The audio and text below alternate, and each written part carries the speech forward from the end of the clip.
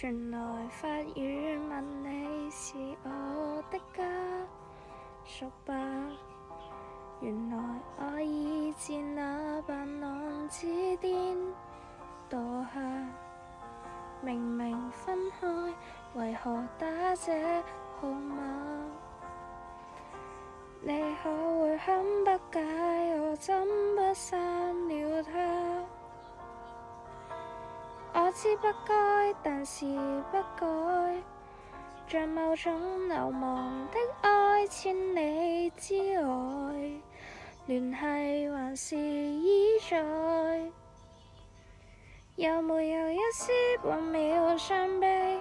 要是我今晚已離斷氣，問你可肯即夜趕搭通宵客機？有沒有一絲半秒歡喜？再無人以後來煩住你。若覺得將這責任加諸很離奇，是我自私今世最後騷擾的人兒，只想是你。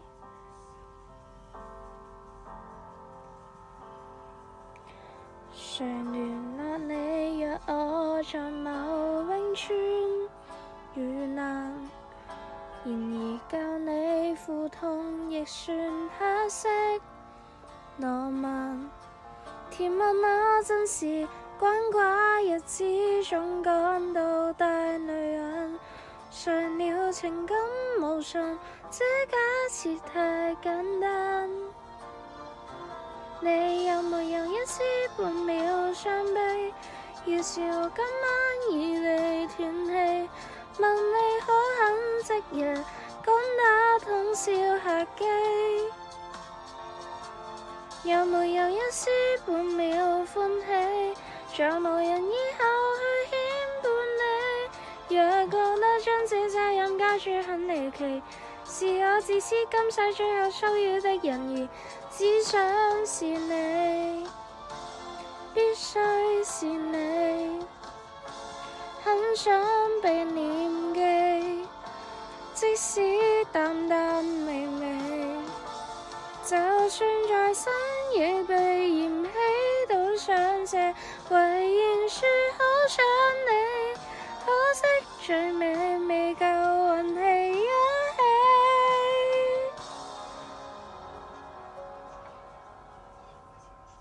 有沒有一絲？要是我今晚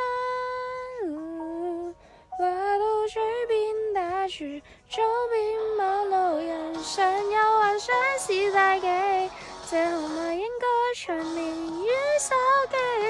就算死亦別再騷擾你。若覺得這個作劇真的很頑皮，在告別式給我帶淚奔喪的情人，只想是你。